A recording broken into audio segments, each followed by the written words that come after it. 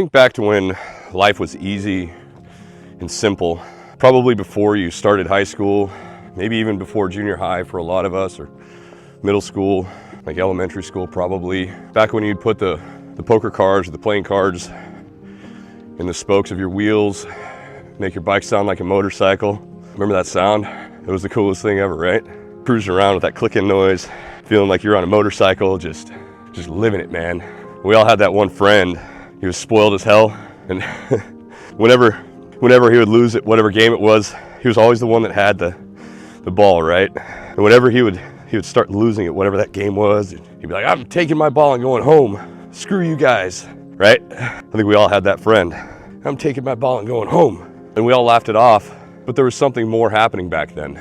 I mean, we were playing, sure, that's what we did, but we were learning something about life. We were learning something about fear, how to stand strong, and how to face risk, how to take risk, and how to stand on our own 2 feet when things didn't go right, how to stand our ground.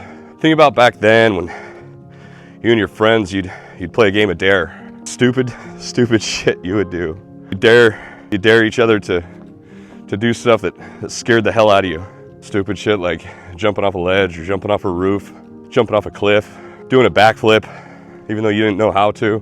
Riding that bicycle with the playing cards and the spokes down a hill that looked way steeper than it actually was. You were scared, you were terrified, but you did it anyway. All it was another challenge, but you didn't overthink it, and you did it. You just did it. Sometimes it was because you didn't even know better, or you did know better, but you weren't going to let somebody tell you that you can't do something.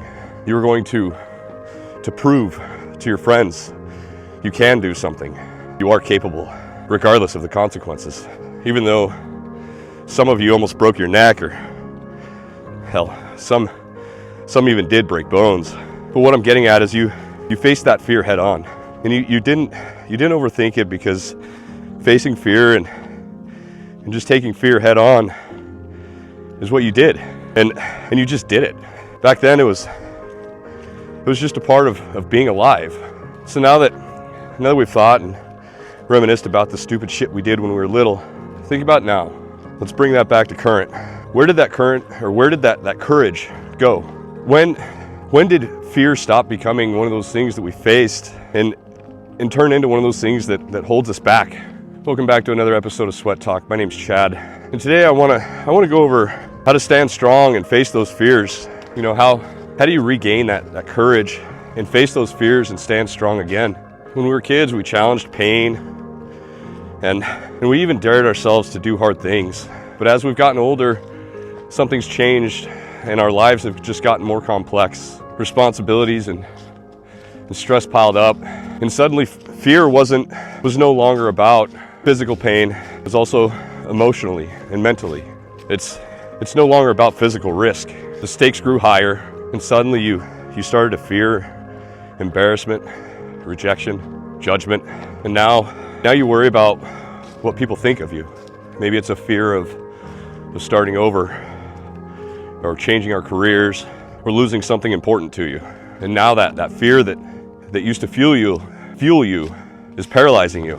So let's think back to when we were kids again, and let's find that kid in ourselves again that knew fear was something that needed to be faced in order to develop that courage.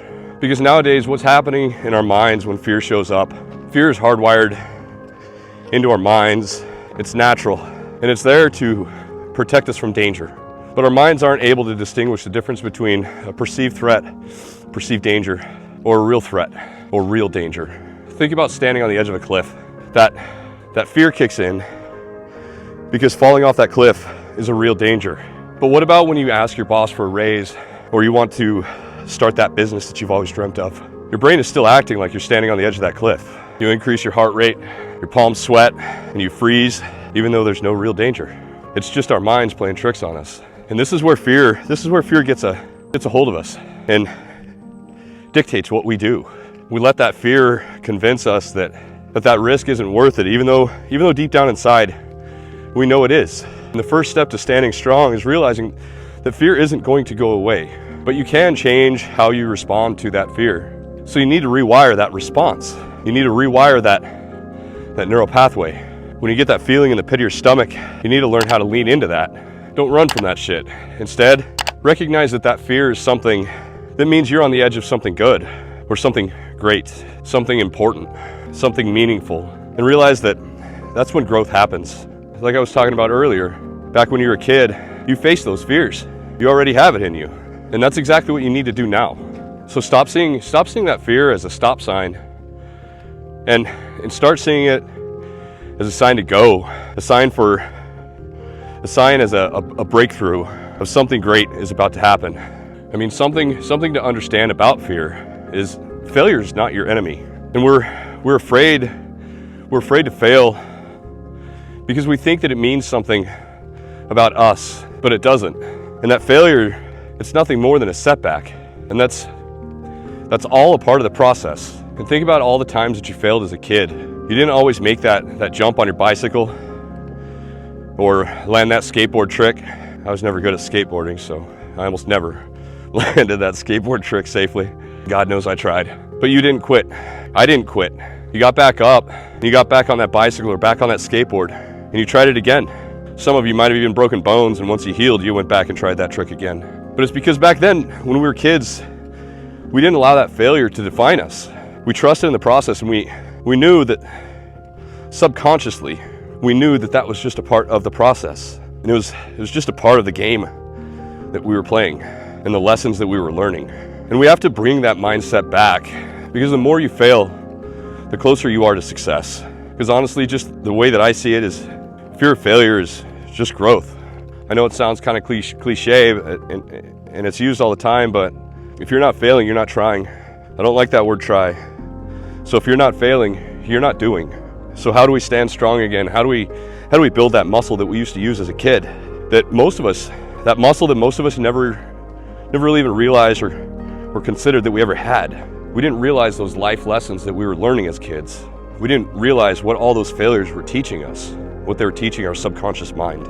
But the first thing to stand strong is to face your fears head on. Stand up straight with your shoulders back and stop avoiding those things that scare you, whether it's starting a business or ending that toxic relationship or maybe speaking up in that meeting. All those things can be the first step. Second thing you can do is to take small risks every day. Don't sit around and wait for big life-changing events. Don't wait for those big life-changing events to practice that courage and strengthen those muscles.